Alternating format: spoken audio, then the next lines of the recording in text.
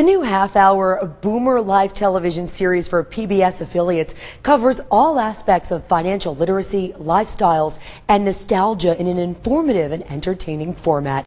Tom Brokaw's best-selling book, Boom, describes boomers as leaders affecting American politics, the consumer economy, and the country. He calls them the largest and most influential generation in American history. The boomer generation, the impact that they will have, I think, is still to be determined. And I really believe that this election will help define all of that. They're now in their most powerful years in many ways. They have more money, they have more political power, and it's real political power as opposed to what they had then. And I think it's yet to be played out. Now today, this great boomer generation is faced with many important financial decisions.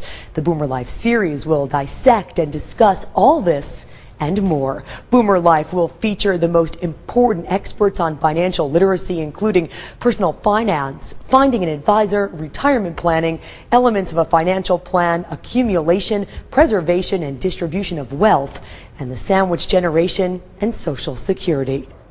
Some of our experts include Alicia H. Monell, who serves as the director of the Center for Retirement Research at Boston College and has authored several volumes on Social Security and pensions for boomers. For a long time, from 1960 onwards, people were retiring at younger and younger and younger ages. And then in 1985, that trend towards earlier retirement stopped. And beginning in the 90s, people started working longer. And indeed, people in their 60s, later 60s particularly, have started working more than they have in the past. Peter Tufano, professor and dean of financial management at the Harvard Business School. His research and course development about consumer attitudes focuses on saving versus savings. Merchants had stolen the word save, so why can't we steal back the word buy? So when we asked people to bring in pictures of money and savings, many of them brought in pictures of coupons and other kinds of advertisements. When we probed them about that, they felt that saving money by spending a little bit less was the same thing as savings. Linda Stewart, formerly of Fidelity Investments, is CEO, president, and founder of the EPIC organization. Her aim is to reintroduce professionals back into the workforce that benefits boomers and corporations. I see the boomers falling into three buckets when they think about non-traditional kinds of work after they exit their traditional employment jobs.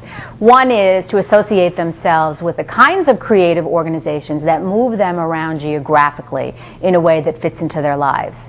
The second way is to leverage all the skills and expertise that they have developed over the course of their career and engage in project-based work, in effect act as independent consultants to continue to utilize their skills and talents. And then the third way are people that choose to do something completely different. They exit the traditional corporate world and they go open up a cupcake factory. And more people are choosing to reinvent themselves entirely. And I think that that's a fun and challenging way for people to spend the second phase of their life. An expert in financial literacy, Anna Maria Lusardi is professor of economics at Dartmouth College. She's published important applied research that addresses boomer concerns about financial debt that causes insufficient retirement resources.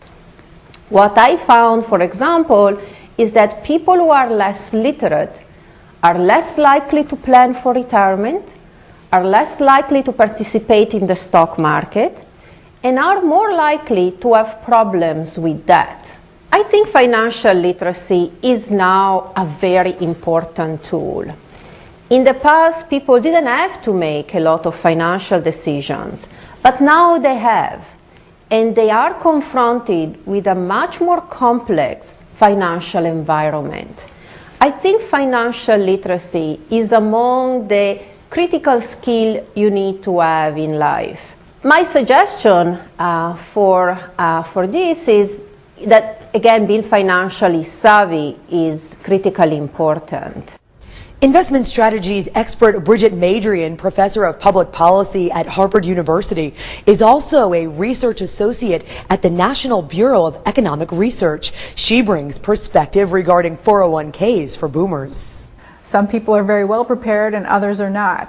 If you compare the boomers to their parents, on average they tend to have a higher level of wealth, but retirement is also more expensive for the boomers, particularly because they have a longer life expectancy than will their parents. So even though they will be reaching retirement with a higher level of wealth, the ability of that wealth to sustain their pre-retirement living standards is actually not quite as high as that of their parents. So it's certainly true that the provision of defined benefit pensions has been declining over time, so that younger cohorts, the younger boomers, are going to be less likely to reach retirement with a defined benefit pension, or the generosity of any pension that they might have when they reach retirement is likely to be smaller.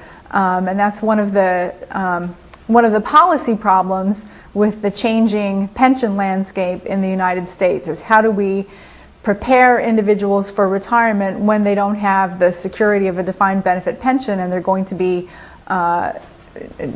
shouldering a larger responsibility for being prepared for retirement through their own savings. Every 7 seconds, someone in America turns 50. The originators of ABC Money Talks, ABC Money Scope, the American Consumer, and the Smart Consumer are producing Boomerlife, half-hour weekly television programs for PBS affiliates nationwide. Boomerlife, coming soon.